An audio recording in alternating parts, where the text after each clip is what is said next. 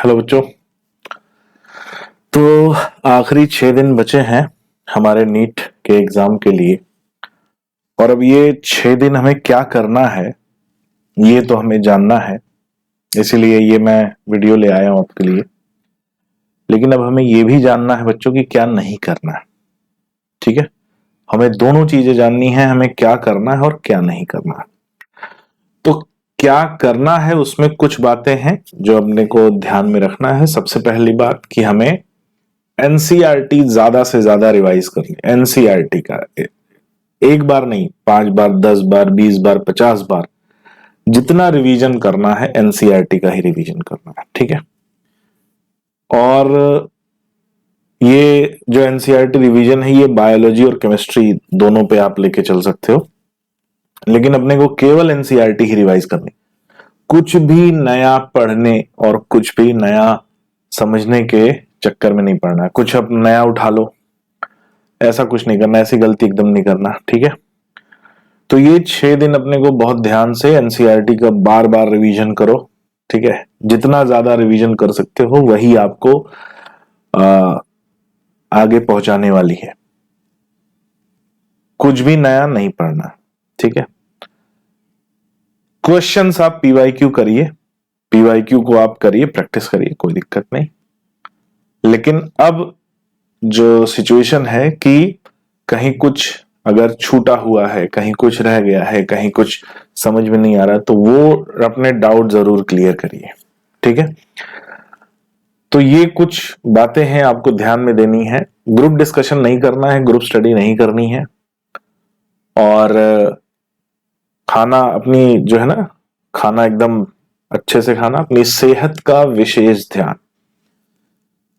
Mummy papa से एकदम healthy discussion करो, किसी से बहस नहीं करनी, अपना मूड ऑफ नहीं करना, कोई भी नेगेटिव डिस्कशन किसी के साथ नहीं करना,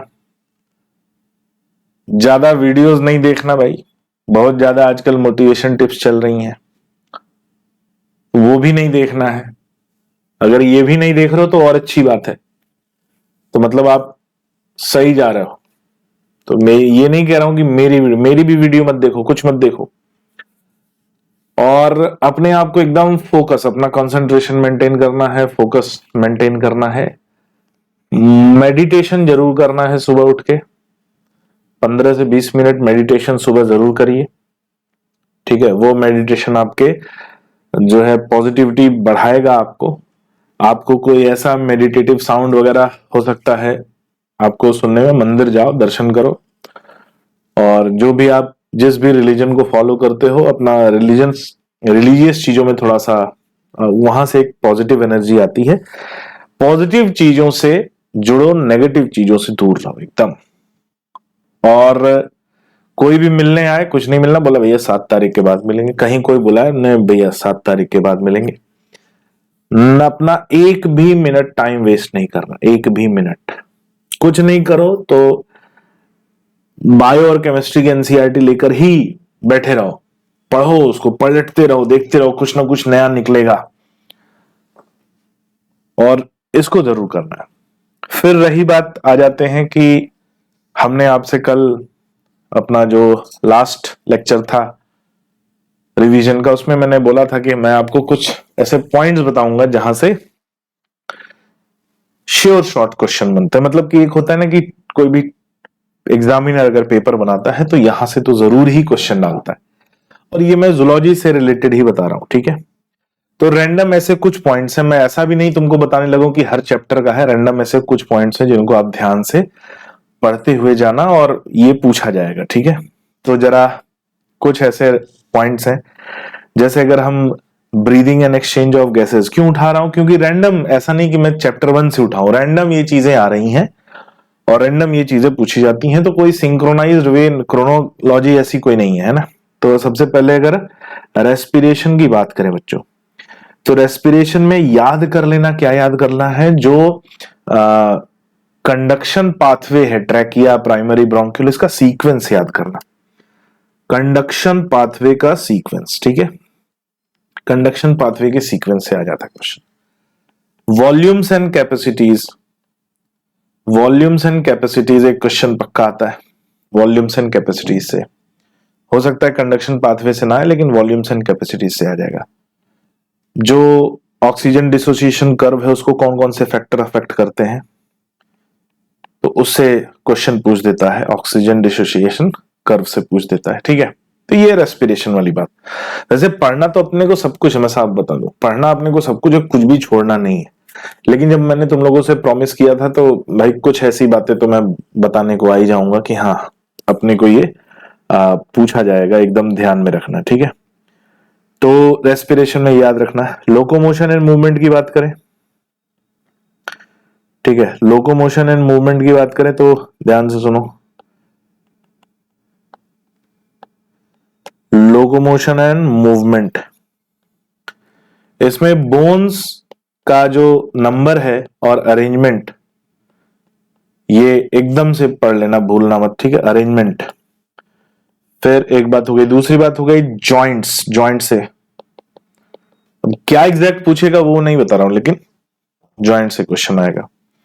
ठीक है, लोकोमोशन। अब ऐसा भी नहीं करना कि केवल यही पढ़ के जा रहे हो, सुन बे, बड़ी मार मारूंगा। ठीक है, पूरा पढ़ना है, लेकिन मैं केवल इसलिए बता रहा हूं कि हाँ तुम लोग को प्रॉमिस किया था। ठीक है, फिर उसके बाद आ जाओ कहां पे, अगर मैं रैंडम ही याद आ रहा, मैं ऐसा चैप्टर वाइज नहीं बता रहा हूं। ठीक है, रैंडम ही याद आ रहा और रैंडम ही बता रहा हूं। इवोल्यूशन, इवोल्यूशन में homologous organ, homologous organ, analog यानी एनाटॉमिकल एविडेंसेस जो हैं, एनाटॉमिकल एविडेंसेस, एनाटॉमिकल एविडेंसेस इनको जरूर से देख लेना। ठीक है, ह्यूमन इवोल्यूशन में कभी पूछता है कभी नहीं पूछता।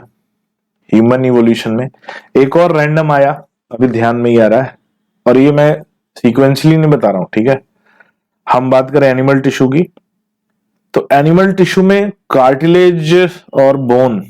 ठीक है, कार्टिलेज और बोन भाई देखते हुए जाना। ठीक है, पढ़ना तो सब कुछ है, लेकिन ये बहुत इंपॉर्टेंट वाला है। फिर माइक्रोब्स, माइक्रोब्स में भी पूछ देता है, वो जो बायोएक्टिव मॉलिक्यूल्स है ना, उनको एकदम से पढ़ लेना। बायोएक्टिव मॉलिक्यूल्स, साइक्लोस्पोरिन ए, ठीक है, स्टैटिन्स, बायोएक्टिव मॉलिक्यूल्स। पूछने को कुछ भी पूछ सकता है, लेकिन इनका पैटर्न थोड़ा ज्यादा है। फिर उसके बाद ड्रग्स की बात करें तो पूछ देता है। ड्रग्स में ज्यादातर जो है दो ही से आते हैं, एक है पॉपी प्लांट, पॉपी प्लांट, और कैनबिस सटाइवा। कैनबिस सटाइवा, ये देख लेना कौन कौन से ड्रग इनसे मिलते हैं और उनका हमारी बॉडी पर क्या एक्शन है पूछा जाता है। ठीक है, तो ये ध्यान में रख लेना। फिर रैंडमली अगर हम बोले तो जो कंडक्शन सिस्टम ऑफ सर्कुलेशन की बात करें, circulation, conduction system of heart, conduction system of heart, और कार्डियक आउटपुट स्ट्रोक वॉल्यूम से एक आ जाता है, कार्डियक आउटपुट स्ट्रोक वॉल्यूम से। ठीक है, ये अपने को देख लेना है। ठीक है, फिर उसके बाद एनिमल किंगडम की बात करें, बहुत लोग सोच रहे होंगे सर ने अभी तक एनिमल किंगडम का नाम नहीं लिया। एनिमल किंगडम की बात करें तो एग्जाम्पल्स बच्चों, एग्जाम्पल्स बहुत इंपॉर्टेंट है। एग्जाम्पल्स पूछेगा ही पूछेगा। एग्जाम्पल तो पूरी एनसीईआरटी के अगर आप याद नहीं किए हो तो कर लो, 6 दिन है अपने पास, है ना। पूरी एनसीईआरटी के अगर एग्जाम्पल ही एग्जाम्पल याद कर लोगे तो पूरी एनसीईआरटी के एग्जाम्पल से, मैं पूरी बायोलॉजी की बात कर रहा हूं, 15 क्वेश्चन आने वाले हैं। कहां से? केवल एग्जाम्पल से। अब वो एग्जाम्पल प्लांट मॉर्फोलॉजी का हो, क्लासिफिकेशन का हो, है ना, और एनाटॉमी का हो, एनिमल किंगडम का हो, किसका हो एग्जाम्पल। ठीक है, एग्जाम्पल से 15 क्वेश्चन आएंगे। तो एनिमल किंगडम के एग्जाम्पल्स तो याद ही कर लेना। फिर general character of chordates, general character of chordates, हालांकि ये बहुत बड़ा जुआ है, लेकिन मैं बता रहा हूं, ये अपने को याद रखना। ठीक है, एनिमल किंगडम। फिर उसके बाद आ जाना आगे बताएं तो बायोटेक्नोलॉजी। बायोटेक्नोलॉजी में तो देखो, बायोटेक्नोलॉजी में पूछने के लिए बहुत कुछ है। क्लोनिंग वेक्टर से एक क्वेश्चन पक्का आएगा, क्लोनिंग वेक्टर। ठीक है, क्लोनिंग वेक्टर में फेमस है PBR 322 से, ठीक है, क्लोनिंग वेक्टर से आ जाएगा। और जो एंडोन्यूक्लियस एंजाइम है, ठीक है, रेस्ट्रिक्शन एंडोन्यूक्लियस एंजाइम, तो ये क्वेश्चन आ जाएगा। फिर एप्लीकेशन की बात करें अगर, एप्लीकेशन से कोई फिक्स नहीं है बेटा, है ना, कुछ भी पूछ सकता है, जितने भी एप्लीकेशन मैक्सिमम याद कर लो वो बढ़िया है। ये ऐसा नहीं कि मैं बोलूं कि नहीं ये पूछेगा या वो पूछेगा। एप्लीकेशन से पिछली बार जीन थेरेपी से आया था, ऐसे करके उससे पहले जो है अल्फा 1 एंटीट्रिप्सिन से आया था, ह्यूमन अल्फा लैक्टोल्ब्यूमिन प्रोटीन से आया था। तो ऐसे करके ये आते हैं एप्लीकेशन से, बहुत सारे एग्जांपल है, कोई फिक्स नहीं है, ठीक है। बायोटेक्नोलॉजी की बात हो गई। फिर ऑर्गेनिज्म एंड पॉपुलेशन की बात करें, organism and population, organism population में कुछ पढ़ना नहीं पढ़ना बच्चों, इंटरेक्शंस जरूर पढ़ लेना। इंटरेक्शन से पक्का क्वेश्चन आएगा, इंटरेक्शन को, और इसमें जो है ना ये अपने को पूछा जाता है इंटरेक्शंस, ठीक है, इंटरेक्शंस तो जरूर ही पढ़ लेना। फिर आगे बात करें तो पॉपुलेशन से एट्रीब्यूट्स को लेकर क्वेश्चन आ जाएगा। ह्यूमन रिप्रोडक्शन की बात करें, तो यार ह्यूमन रिप्रोडक्शन में जो एम्ब्रियोजेनेसिस है, एम्ब्रियोजेनेसिस से क्वेश्चन आएगा, ठीक है। एम्ब्रियोजेनेसिस, गैमिटोजेनेसिस, इनसे यूनाइट करके एक क्वेश्चन आएगा। मेल रिप्रोडक्टिव सिस्टम, अब ये नहीं कह रहा हूं कि पूछेगा ही यही, लेकिन मेल रिप्रोडक्टिव सिस्टम और मेंस्ट्रुअल साइकिल इसको जरूर से रिवाइज कर लेना। रिप्रोडक्टिव हेल्थ तो भाई पूछेगा ही पूछेगा, रिप्रोडक्टिव हेल्थ। और रिप्रोडक्टिव हेल्थ में क्या अपने को पढ़ना है, तो 2-3 चीजें हैं। तो भाई आर्ट तो पढ़ ही लेना, असिस्टेड रिप्रोडक्टिव टेक्नोलॉजी, जिसमें आपको GIFT ZIFT में अंतर, ठीक है, GIFT ZIFT AI, छोटे छोटे ये टॉपिक, इनको तो देख ही लाना। असिस्टेड रिप्रोडक्टिव टेक्नोलॉजी, इनफर्टिलिटी का जो ट्रीटमेंट है। फिर कॉन्ट्रासेप्शन में पूछा जाता है क्वेश्चन, तो IUDs से पूछा जाता है, IUDs से आता ही आता है। हार्मोनल IUDs बड़ा फेवरेट टॉपिक रहता है उनका, हार्मोनल IUDs और ओरल कॉन्ट्रासेप्टिव पिल्स से क्वेश्चन। तो ऐसे करके इनमें से एक क्वेश्चन आ जाता है, अपने को ध्यान में रखना ही रखना है रिप्रोडक्टिव हेल्थ, ठीक है। डाइजेशन एंड एब्जॉर्प्शन की बात करें तो ध्यान में रखना, डाइजेशन एंड एब्जॉर्प्शन, ये सब नोट करते हुए चलो, ठीक है। डाइजेशन एंड एब्जॉर्प्शन में यहां पे जो क्वेश्चन आता है ना, वो जो एब्जॉर्प्शन का प्रोसेस है, ठीक है, रिएक्शंस ऑफ डाइजेशन, ठीक है, biochemical reactions of digestion, biochemical reaction of digestion. फिर उनका हॉर्मोन्स ऑफ GIT पूछ देगा, ठीक है। तो ये क्वेश्चन इनसे आ जाता है, जो थोड़ा सा इधर उधर का घुमाकर पूछ देते हैं, इसलिए अपने को ध्यान में रखना है। एब्जॉर्प्शन से पूछ सकता है कि किसका एब्जॉर्प्शन कहाँ होता है, डाइजेशन एंड एब्जॉर्प्शन की बात हो गई, ठीक है। फिर बात करें अगर हम आगे रैंडमली, तो एक्सक्रीशन की बात करें, एक्सक्रीशन में ना जो टाइप्स ऑफ एक्सक्रीशन है उनसे भी पूछता है। Types of excretion, ammonotelic, uricotelic, ureotelic, और उनके एग्जांपल्स कि कौन कौन से अमोनोटेलिक हैं, कौन से यूरिकोटेलिक हैं, कौन से यूरियोटेलिक हैं। तो एक तो टाइप से आ जाता है। फिर एक बड़ा फेवरेट होता है इनका रीएब्जॉर्प्शन, मतलब जो यूरिन फॉर्मेशन का प्रोसेस है, तीसरा जो पूछते हैं वो हेमोडायलिसिस से पूछते हैं, ठीक है, एप्लीकेशन बेस्ड रहता है, हेमोडायलिसिस से आ जाता है। तो ये अपने को ध्यान में रखना है। फिर डिसऑर्डर से भी इनमें से कोई एक आएगा भाई, पक्का है ना। एक्सक्रीशन की बात करें, neural control and coordination, neural control and coordination में क्या पढ़ना है भाई? तो इसमें जो है हिप्पोकैम्पस, अमाइगडाला देख ही लेना है ना, अमाइगडाला। फिर उसके बाद ये याद रखना कि भाई सीएनएस के कंपोनेंट क्या हैं, एसएनएस के कंपोनेंट क्या हैं, पीएनएस के कंपोनेंट क्या हैं, ठीक है, और एएनएस के कंपोनेंट क्या हैं, ये कंपोनेंट्स से पूछ देता है। फिर मैकेनिज्म से तो उम्मीद है कि एक क्वेश्चन आता है। Neural control and coordination, nerve conduction का जो मैकेनिज्म है। फिर आते हैं केमिकल कंट्रोल एंड कोऑर्डिनेशन से।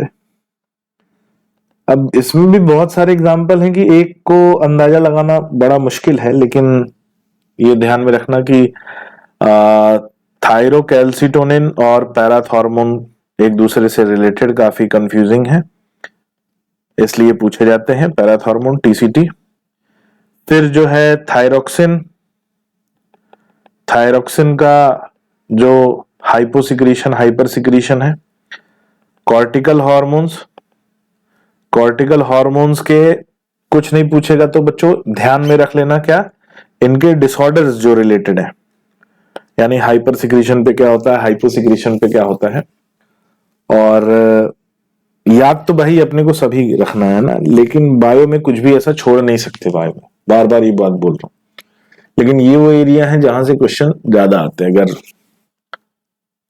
इसको ध्यान दोगे, है ना, तो ये आप इनको कर सकते हो। फिर आता है biodiversity and conservation. Biodiversity and conservation की बात करें तो यहां पे जो फैक्ट जो पूछे गए हैं, ठीक है, फैक्चुअल इंफॉर्मेशन जो इसमें ग्राफ दिए हैं, जिनमें वैल्यूज दी हैं, ठीक है, ये पूछा जाता है। और इन सीटू और एक्स सीटू के examples, rivet popper hypothesis, rivet popper hypothesis और quartet Ehrlich, sorry evil quartet, Paul Ehrlich ने दिया था रिवेट पॉपर हाइपोथेसिस और एविल क्वार्टेट। ये तो देख कर ही जाना, बिना इनके तो आगे बढ़ना ही मत, ठीक है। कुछ छूटा गया, ह्यूमन हेल्थ एंड डिजीजेस, मेरे ख्याल से ये छूटा है ना, human health and diseases, human health and diseases. तो ह्यूमन हेल्थ एंड डिजीजेस में बच्चों इम्यूनिटी, ठीक है, इम्यूनिटी तो पढ़ ही लेना, एक्टिव और पैसिव, ठीक है, एक्टिव और पैसिव, इससे क्वेश्चन आता है। फिर डिजीजेस की बात करें तो कैंसर, कैंसर के जो है जो कैरेक्टरिस्टिक्स हैं, कैरेक्टरिस्टिक्स, कॉन्टैक्ट इनहिबिशन, मेटास्टेसिस, इन सब से आ जाता है। एड्स जरूर से देख लेना, एकदम भूलना नहीं, ठीक है, तो यहां से आ जाता है एड्स से। फिर उसके बाद अगर हम डिजीजेस में और चले जाएं तो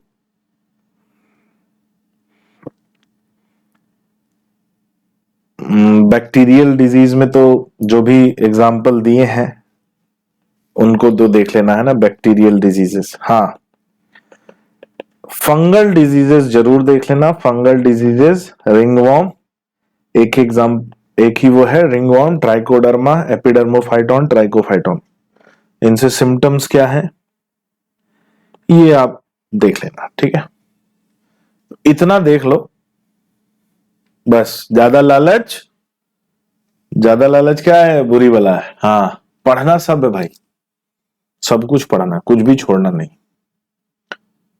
एकदम कुछ भी छोड़ना नहीं है, ठीक है। इंडस्ट्रियल मिलेनिज्म देख लेना इवोल्यूशन में जरूर, है ना, छूट रहा था। अब लालच है तुम्हें, इंडस्ट्रियल मिलेनिज्म और नेचुरल सिलेक्शन के टाइप, वही स्टेबलाइजिंग, डिसरप्टिव, डायरेक्शनल, तो ये बस, इससे ज्यादा लालच मत करना। पढ़ना अपने को सब है, इससे ज्यादा लालच करोगे तो फिर काम हो जाएगा गड़बड़। पतली पतली 2 किताबें हैं, ब्रह्मास्त्र 1, ब्रह्मास्त्र 2। उन एनसीईआरटी पढ़ने में टाइम लगे, उन्हीं से कर लो, 10 बार, 20 बार, 50 बार कर लो। ठीक है, ये इसी समय के लिए ये किताब सबसे ज्यादा काम आएगी, ब्रह्मास्त्र 1 और ब्रह्मास्त्र 2। ठीक है, इन्हीं से कर लो, 50 बार कर लो। रोज उठा के सुबह से एक बार ऐसा पढ़ना शुरू करो, एकदम कोई उसमें ज्यादा कुछ है नहीं। ठीक है, तो यही करो। और कुछ ज्यादा सुनो, मोटिवेशनल वीडियो देखना मत। लास्ट टाइम मोटिवेशन, 5 दिन की स्ट्रेटेजी, 4 दिन की स्ट्रेटेजी, 3 घंटे की स्ट्रेटेजी, 1 घंटे एग्जाम जाने वाले उसकी कुछ नहीं। बस ये 6 दिन की लास्ट स्ट्रेटेजी बनाओ, जो हमने बता दिया, इन्हीं को लेकर करते जाओ। ठीक है, मिलते हैं बच्चों। डाउट वगैरह के लिए मैंने बता दिया है, डेली अवेलेबल हूं मैं एमपी नगर जोन 2 वाले ऑफिस में। ठीक है, और 12 to 4 के बीच में, 12 से 4 के बीच में मैं अवेलेबल हूं। आप लोगों के लिए डाउट के लिए आप आ सकते हो। चलो फिर मिलते हैं।